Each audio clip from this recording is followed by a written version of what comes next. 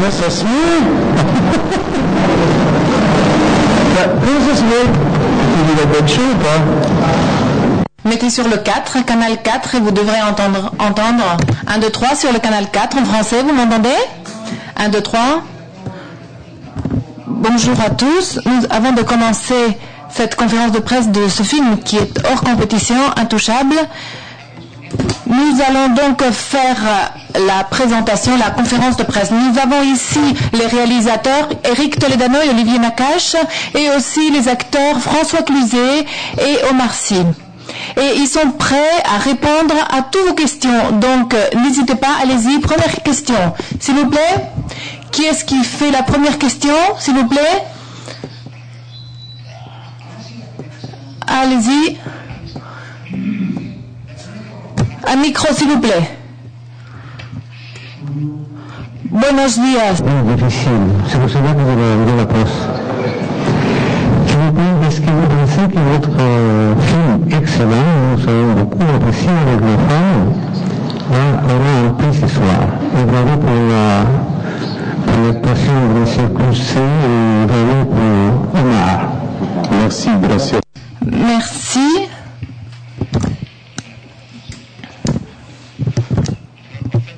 En realidad, On n'est pas dans la compétition, mais hors compétition. Mais s'ils veulent quand même nous donner un prix, on le prend. Voilà. Je refais pas la vanne parce qu'elle a marché beaucoup mieux.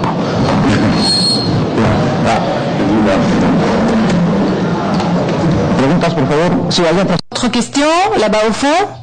Passez le micro, s'il vous plaît, levez la main. Oui, allez-y. Félicitations pour votre film. Il est vrai que c'est un film touchant, et moi, comme je travaille dans le social aussi, avec des personnes tétraplégiques, c'est un film qui m'a beaucoup touché. Je crois que la clé de tout réside de l'acteur. Le rôle de Philippe, c'est vous. Je me rappelle plus du prénom la personne qui vient du Sénégal. Donc Omar, voilà, Omar Driss. Elle aborde Philippe comme un être humain, non pas comme un tétraplégique. C'est là que la clé réside. Et il va l'aborder comme un être humain avec ses vertus et ses défauts. Pour moi, c'est là le cœur, le noyau du film. À part le reste, la touche d'humeur, la comédie et aussi un peu une touche de drame. Donc, encore une fois, félicitations pour votre film. Merci beaucoup. Que j'ai à poser? Oui, allez-y. Félicitations pour votre film. C'est vraiment une réussite d'avoir pu, à partir d'un sujet dramatique, réussir un film aussi marrant, aussi drôle. Une petite question.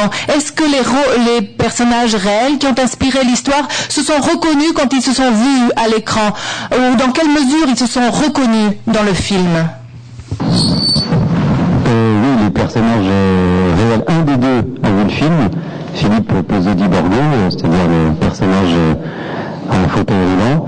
Et oui, il s'est forcément reconnu parce que nous, on s'est vraiment inspiré de cette rencontre entre ces deux personnes. C'est ça qui nous a marqué. On a vu un documentaire il y a quelques années à la télévision sur cette rencontre, et c'est ça qui nous a donné l'envie de faire un film. Et on est resté assez proche de la réalité, et Philippe Pozzodi-Borgo nous a donné l'autorisation d'adapter ce moment de sa vie uniquement si on faisait une comédie. C'était ça son désir. Et il a vu le film, et évidemment c'était un moment assez bouleversant.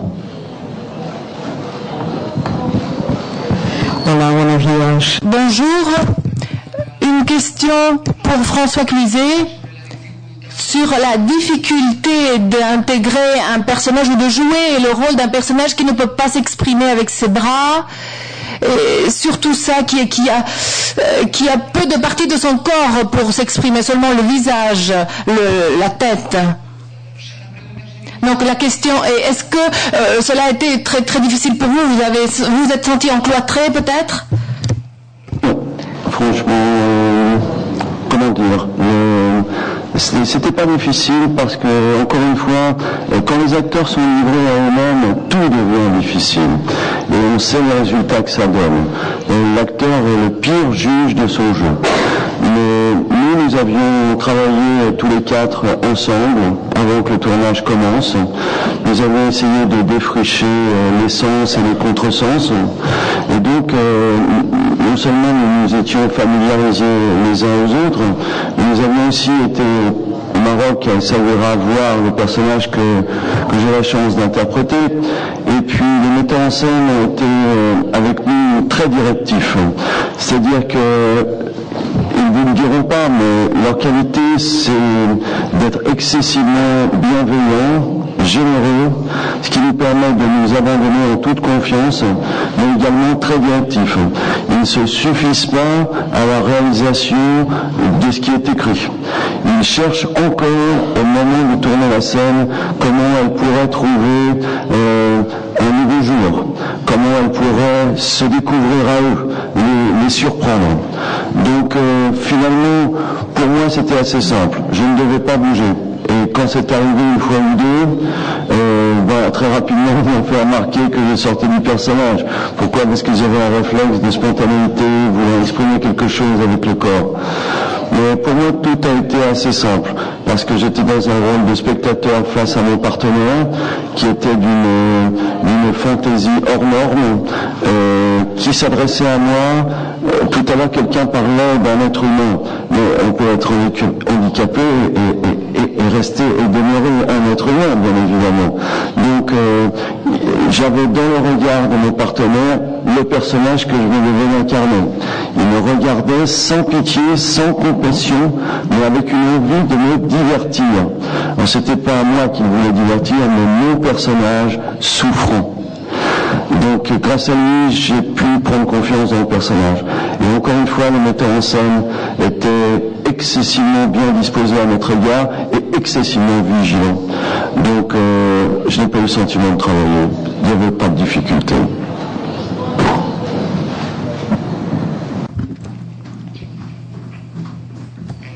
Bonjour, félicitations, merci pour votre film que j'ai beaucoup aimé.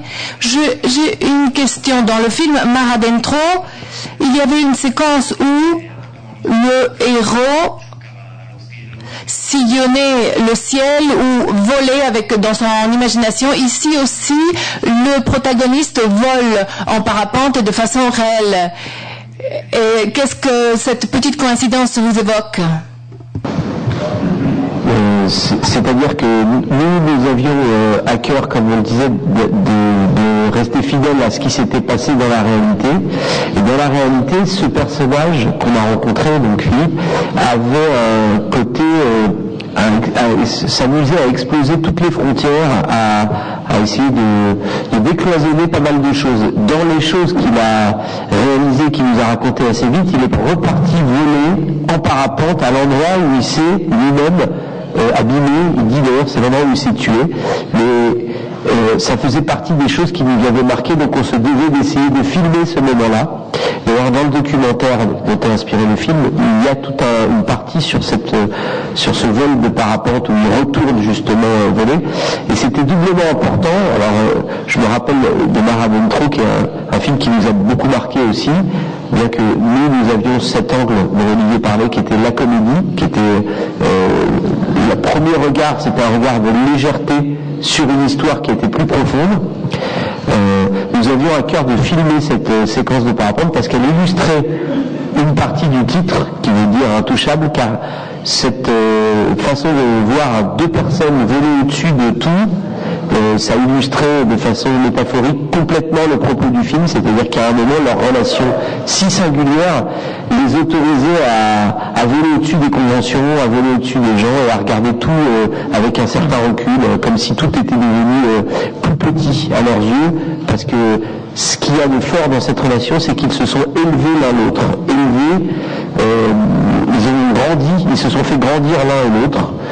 Philippe nous a dit quand on l'a rencontré, on s'est sauvé mutuellement la vie. Je ne serais pas là pour vous en parler si je n'avais pas rencontré. Donc voilà, tout ça, cette séquence pour nous est très importante, et effectivement le parallèle avec sûrement avec Mar Adentro qui peut exister, c'est que c'est un film très fort justement sur comment on peut, comme disait François, être diminué physiquement, mais l'esprit quand il fonctionne reste un esprit, et c'est ça qui est important de dire et de redire. Quand l'esprit fonctionne, en réalité tout fonctionne. C'est ce que nous on a compris quand on a rencontré Philippe, et c'est ce qu'on a voulu exprimer dans ce film.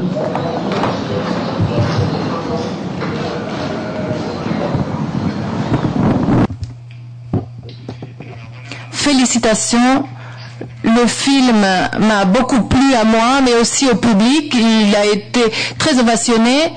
Pourquoi est-ce que le film n'a pas participé dans la section officielle? Parce que je tiens à dire que c'est un très beau film pour la clôture. Je crois que la clé du film pourrait être la chimie, la symbiose entre les deux acteurs qui sont très bien ensemble. Alors pourquoi on n'est pas en sélection je ne sais pas. Je crois que c'est un peu nous qui a dit. Decimos que está en sección oficial fuera. C'est dans section officielle, mais en dehors de la compétition. C'est le film de clôture. Allez-y. C'est difficile de répondre. Peut-être le distributeur peut répondre. Je ne sais pas. Je crois que c'est vous qui aviez demandé. Oui, je crois. On préférait rester. Si on a un prix, on le prend. C'est un problème. Mais même le prix, le prix de celui qui n'est pas en compétition. Voilà. Ou le prix des meilleures clôtures. Voilà. La meilleure clôture. Qui nous avait tellement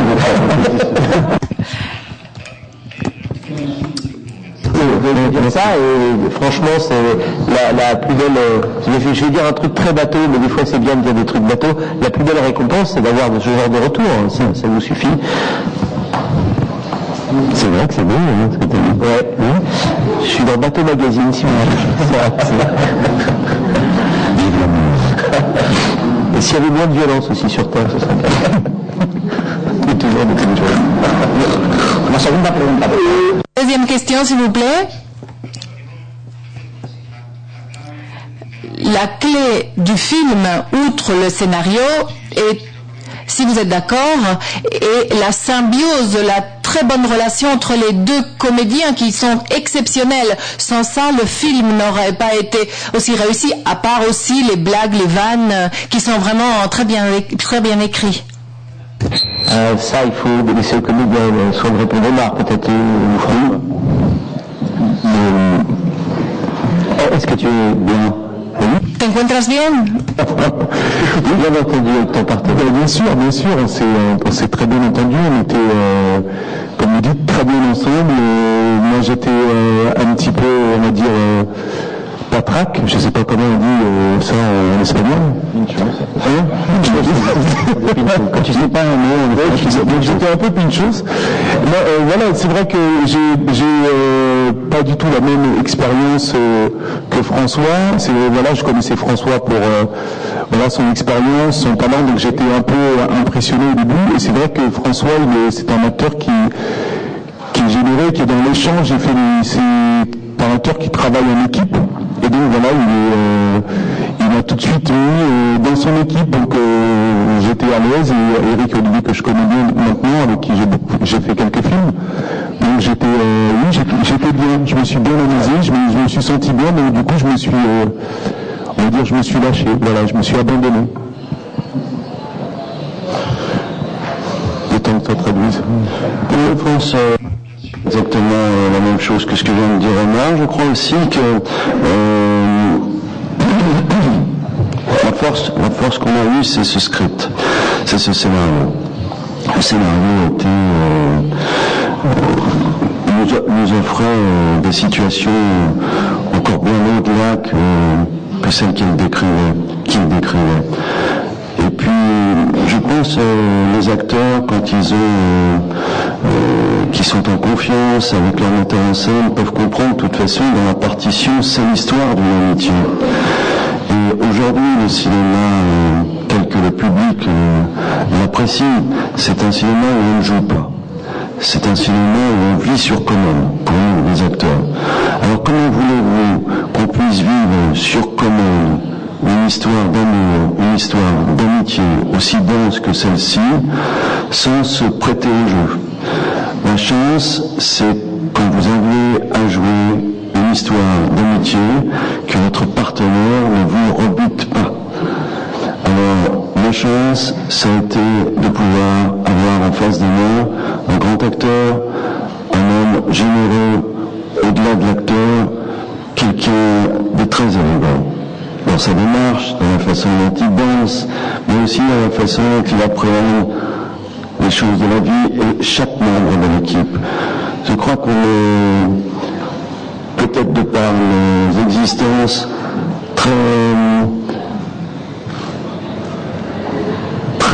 très solidaires avec une équipe. Je crois que les acteurs ont compris quelque chose aujourd'hui, c'est qu'on ne vient plus voir des acteurs dans un film, les performances d'acteurs.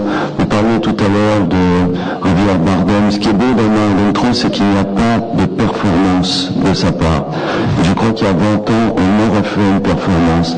Aujourd'hui, on vient voir un film, même si on ne connaît pas le metteur en scène, même si on ne connaît pas les acteurs, uniquement parce que on entend dire il faut se déplacer rapidement, aller voir ce film, parce qu'il se joue au cinéma, qu'on paye 10 €, mais que c'est tout de suite qu'il faut aller le voir, qu'on ne peut pas attendre qu'il passe à la télévision. Parce que ce film vaut le coup de se déplacer et le plus rapidement possible avant qu'il quitte l'écran. Alors je crois que nous autres les acteurs, grâce à nos metteurs en scène, on avait, après la lecture du script, le seul challenge possible, aimons-nous sur commande. Et comme je l'ai déjà dit, la chance c'est que si vous tombez sur quelqu'un de rare, c'est évidemment une chance de pouvoir l'apprécier, l'estimer, voire l'admirer, pour ne pas parler de sentiments. Méfions-nous des sentiments, c'est trop facile.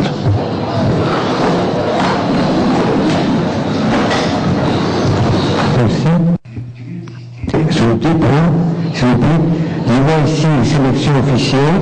Il y a un titre de nouveau directeur, donc c'est ça, c'était ma question. Voilà, c'est marqué là. Ah d'accord. Donc peut-être que vous serez rempli en tant que nouveau directeur. Ils ne sont pas des nouveaux directeurs. C'est le programme. Oui, mais quand vous dites nouveau directeur, peut-être pour le premier film. Je ne sais pas, il faudrait demander pourquoi il a mis ça. Alors, parce que c'est des anciens directeurs, c'est leur 4e film. Je ne dirais pas que c'est des antiques. D'accord. En dehors de la publicité que vous faites un film, je ne comprends pas rien d'ailleurs, je me souviens des films parce que, comme vous dites, par rapport à des forums, par rapport à un commentaire de critique ou autre, là on voit un film avant qu'il passe à la télévision, c'est vrai. Mais en dehors de ça, je veux dire, nous avons beaucoup rigolé avec ma femme, de verdad, comme il a joué, de façon très spontanée. Est-ce qu'il est comme ça dans la vie réelle? Est-ce qu'il pourra à la fin nous donner une petite démonstration de danse? Merci.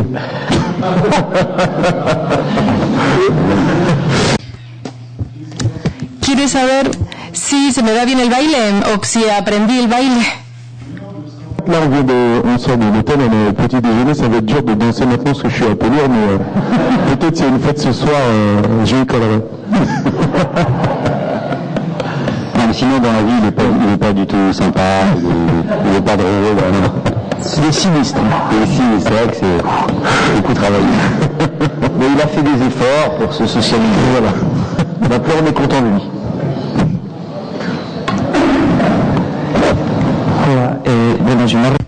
Si je me souviens mal, c'est la première mondiale du film ici à Saint-Sébastien. Qu'est-ce que cela représente pour vous, cette pression, si vous voulez? C'est une joie vraiment immense d'être là. C'est vrai que le film n'est pas encore sorti en France, que le film démarre sa carrière et que de démarrer ici, c'est de démarrer c'est une bonne maternité pour nous. Je trouve que ça nous met à l'aise. On est accueillis très chaleureusement par les distributeurs, par j'espère le public ce soir, on verra, c'est un mystère. La pression, on n'a pas la pression, on n'a que pour l'instant que du plaisir à être là. C'est le début de quelque chose. Nous, en fait, on fait une tournée en ce moment dans toute la France. Donc, on était aussi à Saint-Jean-de-Luz hier soir. c'est le début du parcours, c'est un parcours agréable, comme parfois les gens le disent en promotion, c'est beaucoup aimé, etc. Mais généralement, c'est pas tout à fait vrai. Là, c'est la vérité, ce que François disait, on s'est entendu, donc on est heureux de se retrouver. Et dire de plus, dire de plus que si on mange très bien. Une chose, c'est fameux expliquer. J'ai 500 ou 4. Non, c'est vrai que ce soir, on sait que c'est une énorme salle. Le film n'a jamais été projeté dans une salle comme ça. Comme c'est une comédie, quand les salles réagissent, c'est des éclats de rire. Donc ça, on a hâte d'être ce soir pour entendre vraiment, je crois qu'il y a 2000 personnes ou quelque chose comme ça. Donc l'impression, elle peut venir de là, quoi. On attend avec impatience de voir comment la salle va réagir. Donc c'est très excitant. On mangera quelques pinchos avant. Voilà. Avec les petits choix là.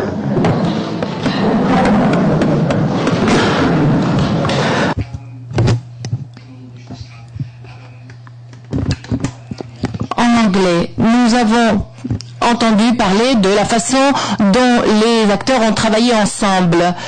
J'ai une question pour les acteurs. Comment ont travaillé les réalisateurs aussi sur le plateau? Et ensuite, j'aimerais que les réalisateurs réagissent aux observations des acteurs.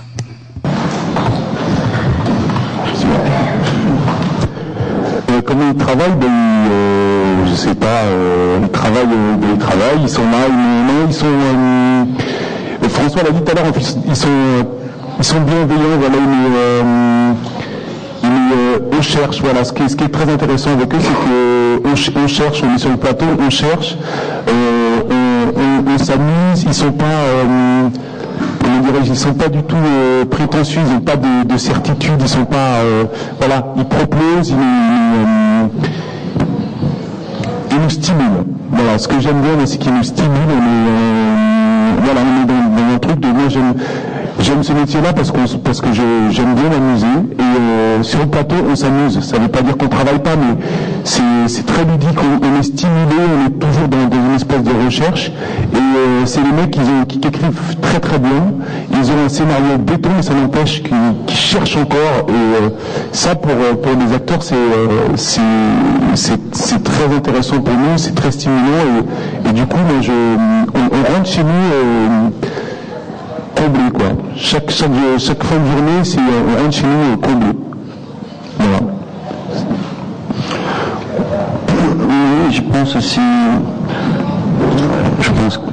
exactement ce que vient de vous remercier aussi, j'ajouterais peut-être qu'ils forment un duo. Et comme quelqu'un me faisait remarquer hier ou avant-hier, finalement c'est un duo d'acteurs avec en face un duo de metteurs en scène.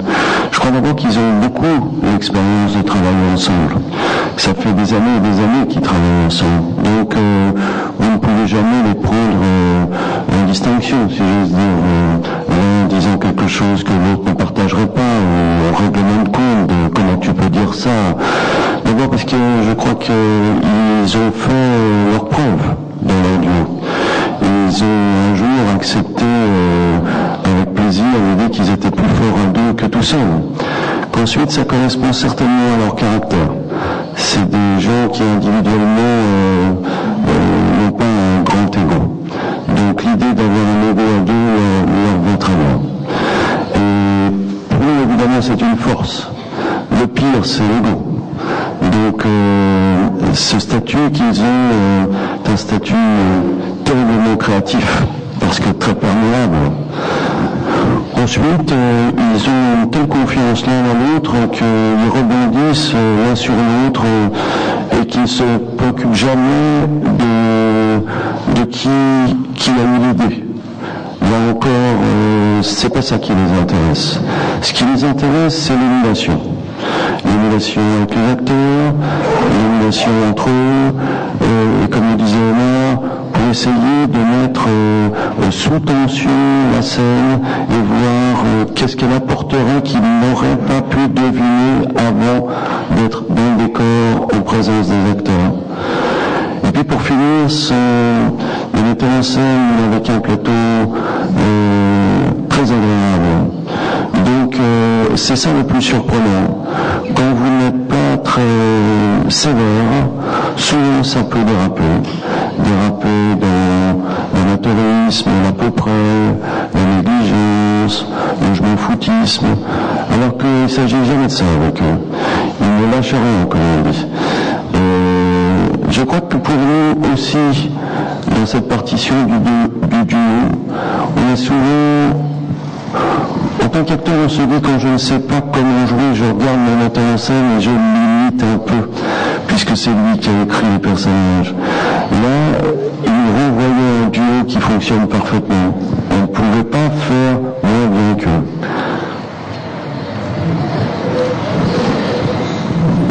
Juste pour compléter la réponse sur notre regard sur les acteurs, il y a une philosophie qu'on a rencontrée chez François qui nous a beaucoup plu. C'est une théorie qui est très simple, c'est ce qu'on doit se dire le jour du tournage ne doit pas être un débat qui s'installe. On doit avoir décidé tout avant. Et ça, je trouve que ça nous correspond tout à fait. Donc on a fait beaucoup de séances de travail avant pour se dire les choses, pour que le jour même, on n'ait pas à débattre quand il y a 50 ou 60 personnes autour de certaines choses. Ces choses-là, elles sont actées. On a décidé que ce serait comme ça qu'on ferait les choses. Après, on peut régler l'humeur, on peut régler, improviser, comme on dit, c'est-à-dire pousser la scène un peu plus loin, mais on ne refait pas le move ce jour-là, parce que ce jour-là, il faut qu'au contraire, on applique quelque chose qu'on a un peu travaillé en amont. Ça, c'est une chose. Et ensuite, dans un script, enfin dans un projet de film, quand on a posé le casting là-dessus, on a déjà fait un choix qui représente un pourcentage important de la possibilité de réussite du film. Là, il y en a deux qui sont très très simples.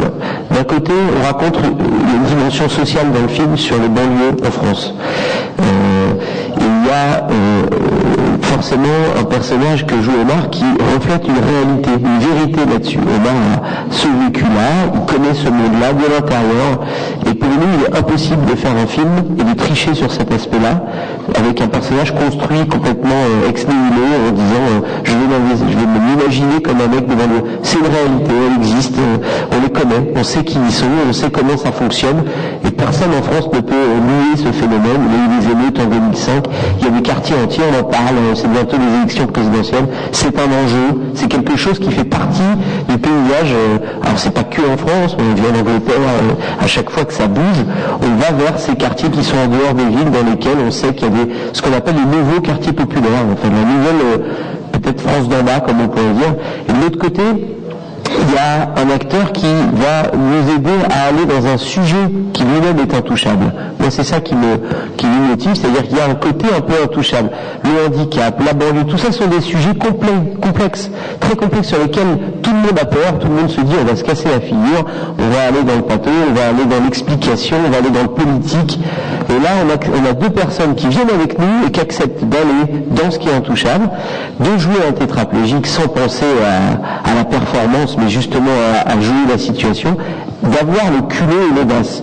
Alors, c'est le choix du casting. C'est-à-dire que François, aujourd'hui, on sait qu'il a cette possibilité de suivre sur des choses un peu atypiques comme ça. C'est pour ça qu'on va le chercher, au départ. On ne va pas chercher quelqu'un d'autre, on sait ce qu'on demande.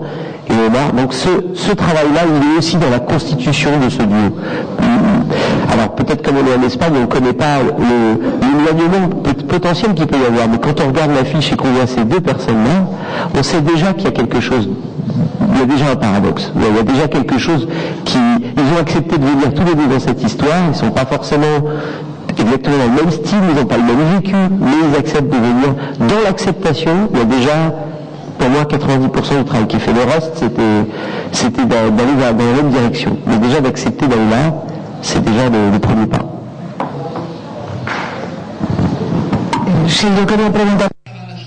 Je voulais poser une question sur la musique, le mélange de musique classique, funky.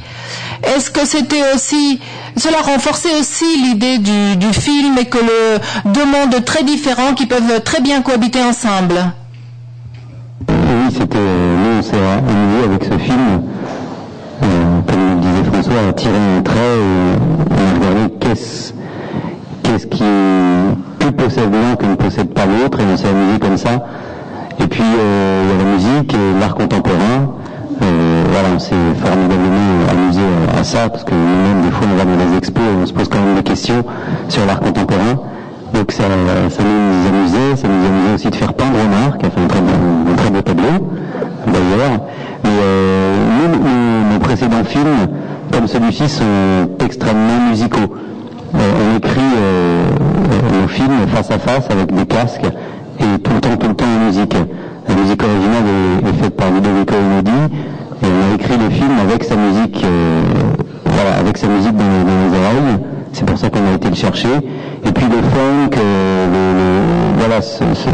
cette musique-là, on a grandi avec. Et puis on aime tellement le faire danser que on s'est amusé avec ça. Le funk, c'est une musique de mouvement. Et c'est justement ça qui est intéressant, parce que quand il danse pour lui, il y a quelque chose de l'ordre du mouvement par rapport à l'immobilité et la mobilité. Et la musique exprimait ça presque sans les dialogues. Alors, François, il dit quelque chose qui nous a beaucoup plu, parce que on s'est rencontrés, il dit parfois au cinéma ce qui peut être dit sans le dire est plus fort. Là, ça fait partie des choses qui peuvent communiquer sans dialogue, sans rien, juste avec la musique. On comprend plus facilement que si on l'expliquait. Et c'est vrai qu'au cinéma, on a tout pour ça, le décor, la lumière, les costumes, et finalement, parfois, on n'a pas besoin de dialogue, ça passe dans le regard. J'apprécie maintenant de plus en plus qu'on n'explique pas les choses, mais qu'on les montre, et voilà, la musique était un élément qui nous permettait d'exprimer les choses sans les dire. Elles étaient plus induites, comme ça. Une question. Lors du tournage, j'imagine qu'il y a eu des moments difficiles. Par exemple, lors de la parapente, la scène du parapente a dû être compliquée, n'est-ce pas?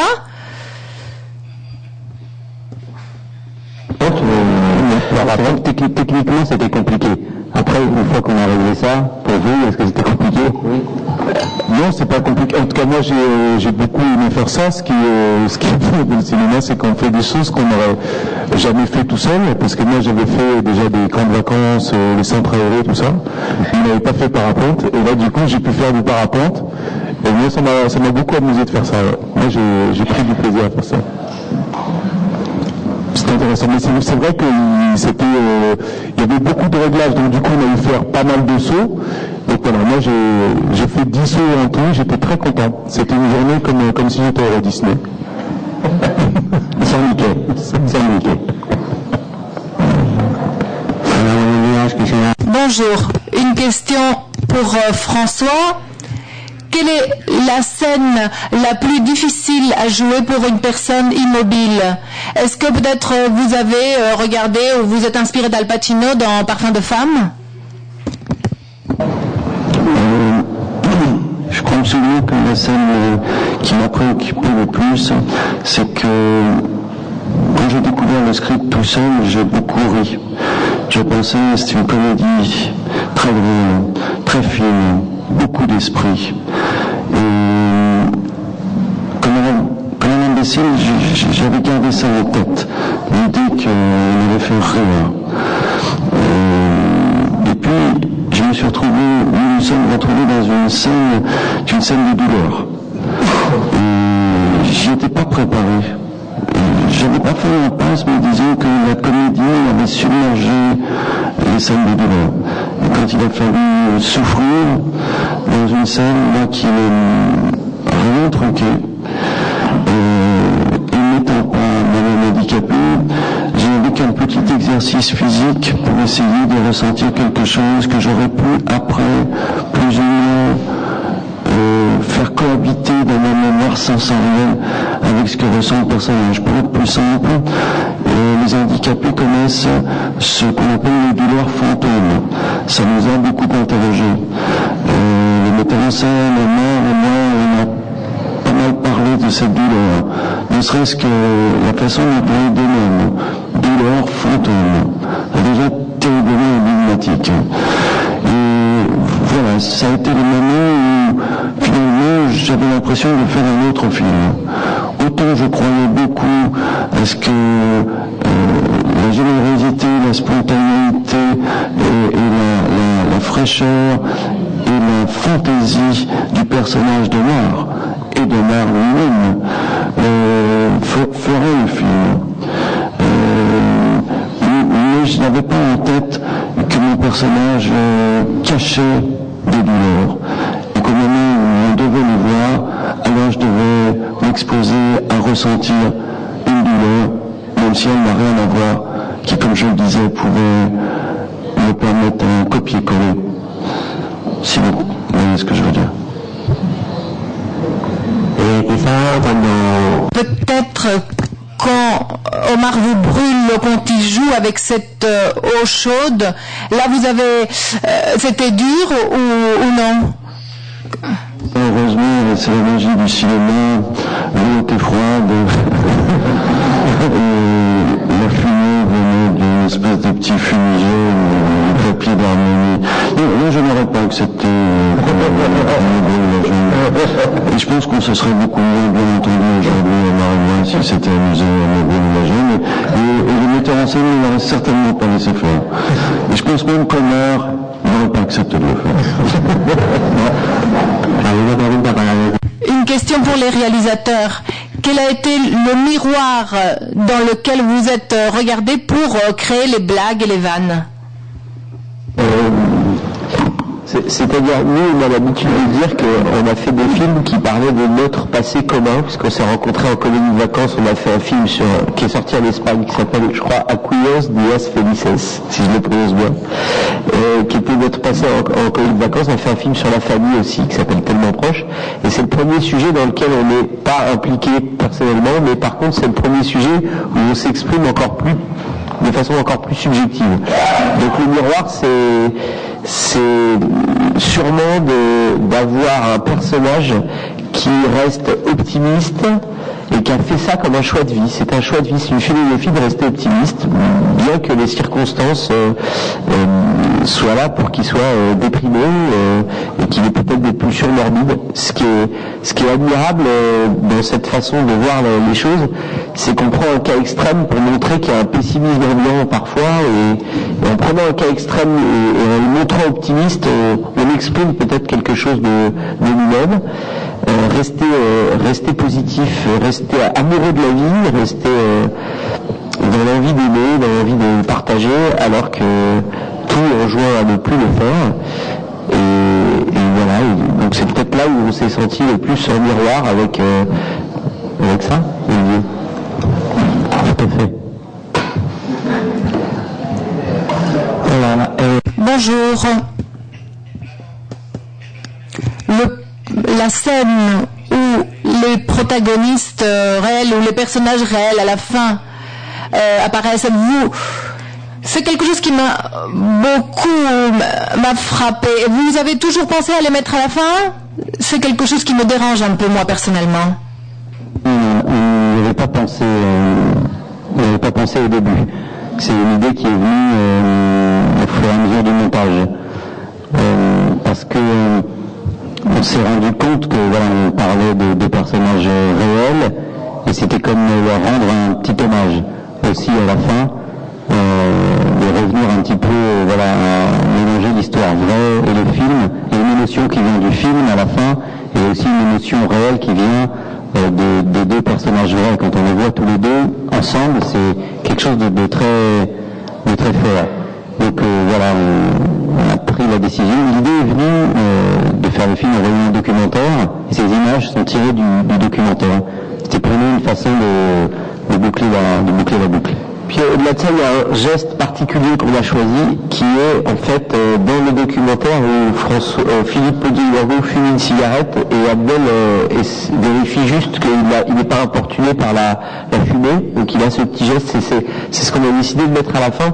C'était juste pour dire, quand on raconte une histoire comme celle-là, on pourrait la rêver, parce qu'elle est quand même assez parfois cousue de fil blanc, handicapé, tétraplégique, riche, mais riche comme on n'a pas idée ce que c'est que riche, parce que dans la vraie vie c'est une aristocratie française, et de l'autre côté un mec de banlieue.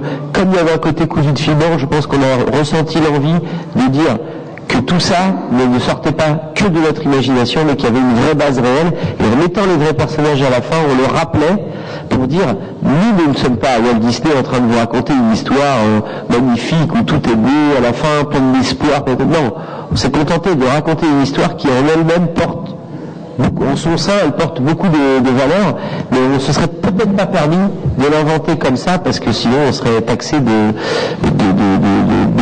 je ne sais pas comment on peut traduire ça, mais d'un peu de naïveté. Voilà.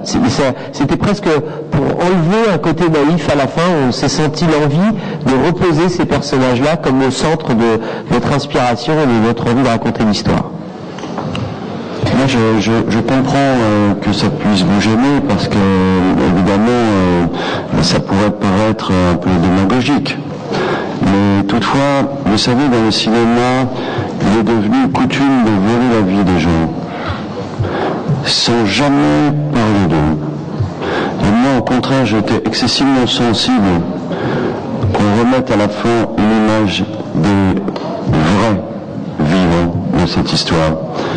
Parce qu'après tout, sans eux, il n'y a pas de film, mais surtout sans la générosité de ces deux personnages qui exigent que le film soit une comédie, il n'y a pas de beauté dans ce film. Bon, merci à tous. Eskerrik asko, muchas gracias.